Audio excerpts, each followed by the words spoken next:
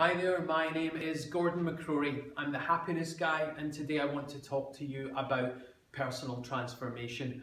I'm massively passionate about people transforming their lives in any way at all that is going to make a massive difference to how they experience life. So I just wanted to kind of just talk through some of my thoughts on personal transformation. Maybe one of the first ones is, does something that's really important and really worthwhile and really massive in terms of its impact, does that happen overnight? Does that happen quickly?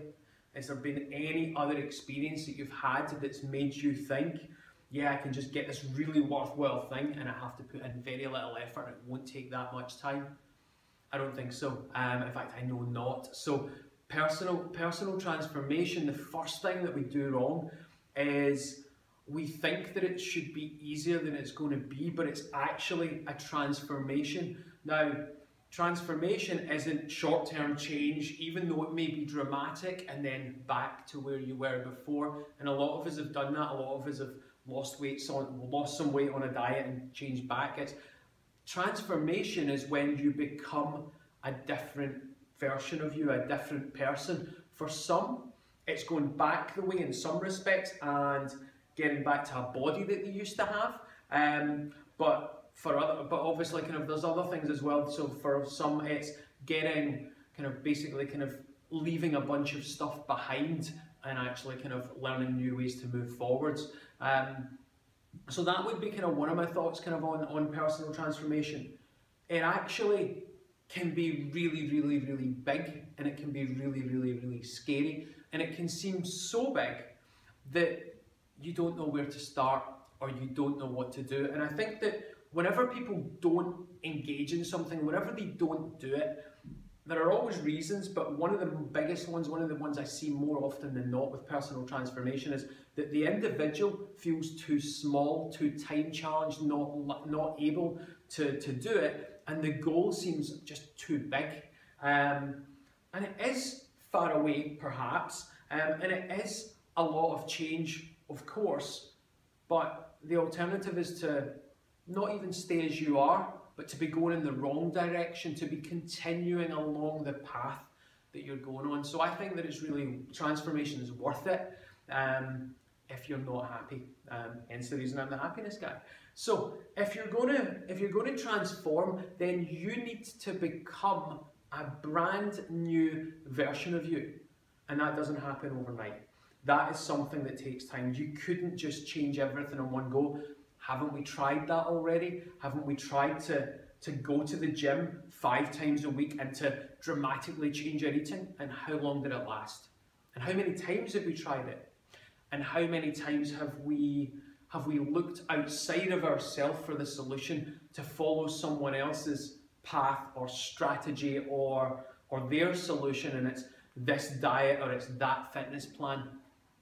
You're not trying to transform into them. You're trying to transform into the best version of you. So therefore, it has to be your plan, your way, in your time. So hopefully that makes sense. Most people are looking outside themselves for a solution, and the solution is inside. Next, from where you are, we need to shrink that challenge. Maybe even before we do that, we need to think, what are all the things that would need to be different? So let me give you some of the biggies. What new habits are we going to need to have? So there will be new ones to develop, and there's old which we need to lose. And just think of everything that we look at just now as a little step in the right direction, because that's how actually transformation is achieved. Remember, I used to be obese. Remember, I used to be really unhappy. Remember, I used to be really unfit. Remember, I used to be in pain. None of that now, but it didn't happen overnight. I had to put in the work, and I knew exactly what I wanted to achieve. So you need a really clearly defined outcome.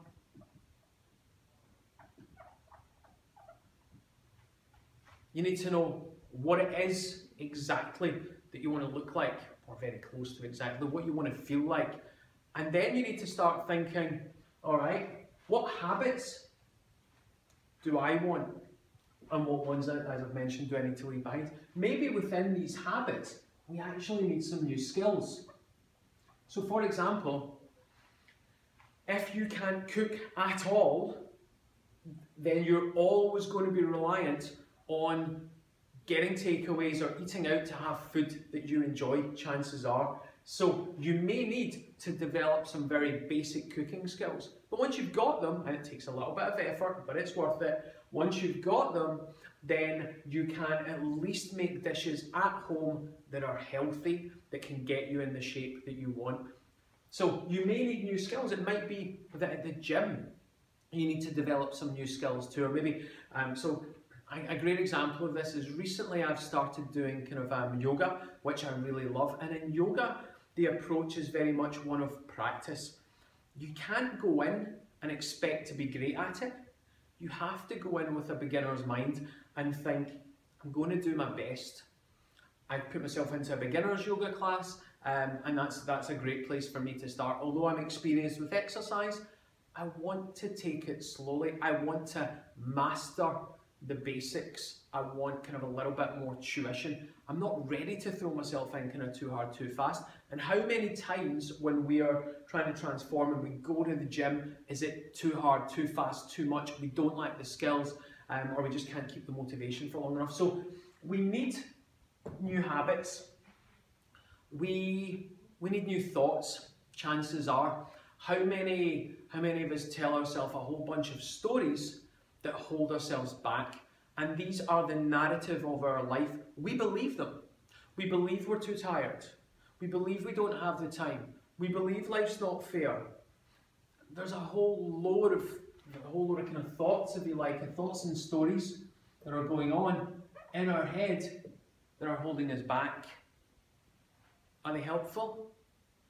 Or are they just kind of keeping you trapped? They are designed to keep you safe. They're designed to justify to yourself, it's all right to not do that. Actually, humans are designed to conserve energy. So to try and move more, to try and learn new skills, all of that stuff, only part of us wants that. Another really strong part doesn't. So we need to overcome that. So we need new thoughts. But positive thinking, I mean, how often have we tried that? It's not just new thoughts. That in isolation won't work, because if you feel bad, which is your emotions, if you feel bad, can you think good? I don't think people can. In general terms, there might be a few, but actually this is at the root of a lot of people's problems. They're not feeling how they want to feel. If you're knackered because you're working kind of 10 hours a day or whatever the number is, and you feel undervalued and kind of you're not eating properly and you're not sleeping properly because your brain's overwhelmed, then what are the chances of you thinking great thoughts? What are the chances of you developing these new habits? Your emotions, should probably put emotions at the top, your emotions are influencing your thoughts. Now it does work both ways,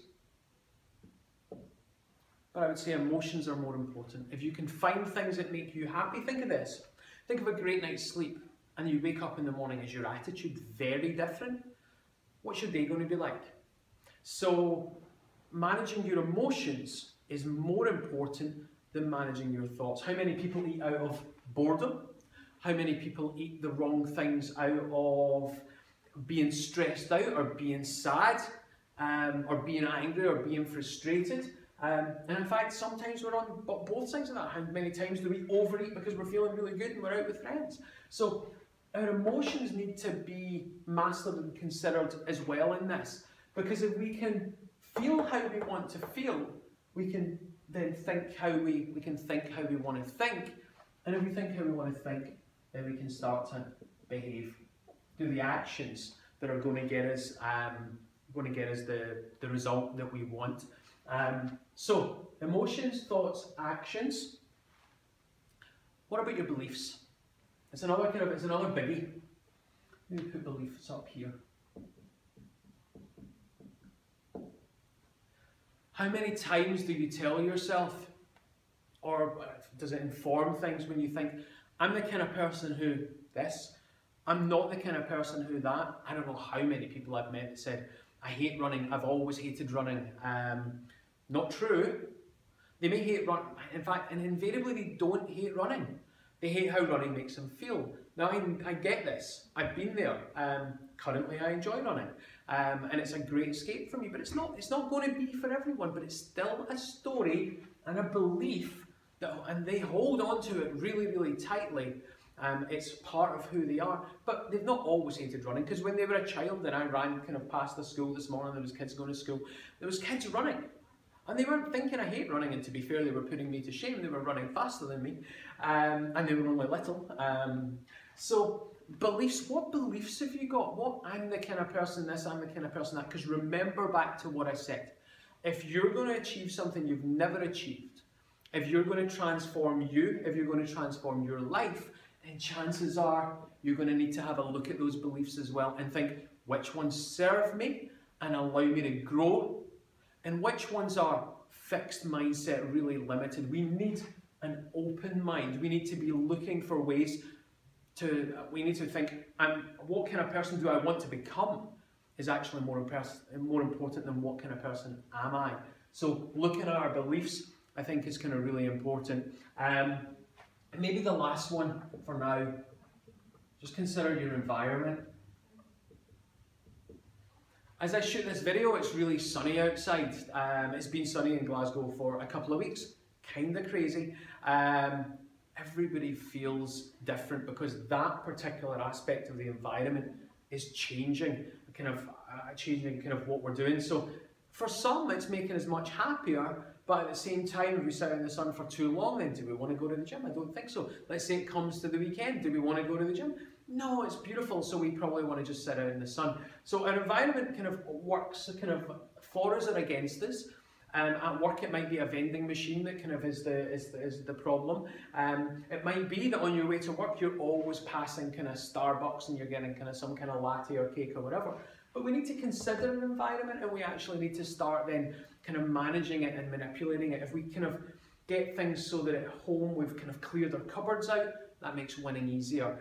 If we travel to work in the manner that makes us feel best, that makes winning easier.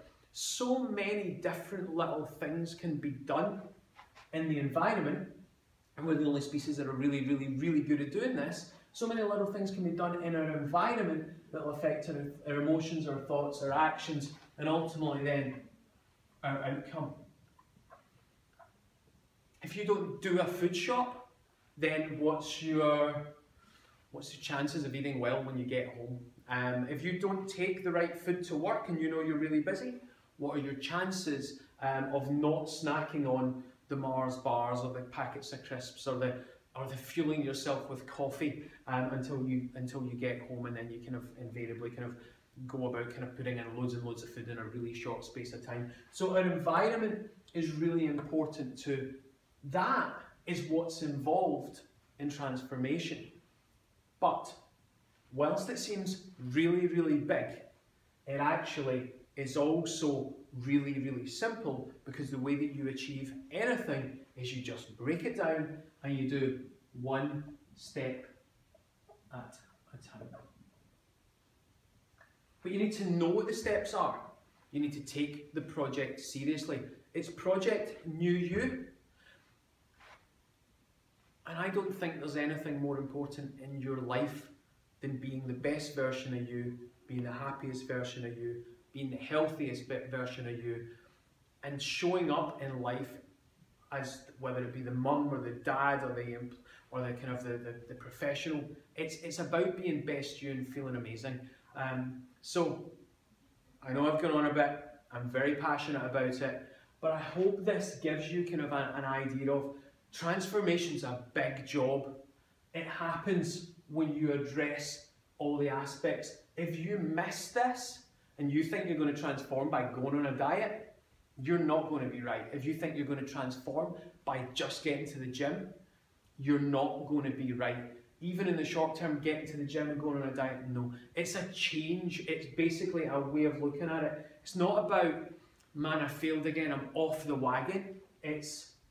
I'm just learning, I'm going to practice, I'm going to get good at one thing at a time. And if you do that, if you just picked one thing, imagine this, imagine you picked one really instrumental thing a month and focused on that. You could do 12 big changes over the course of a year, and you would then transform.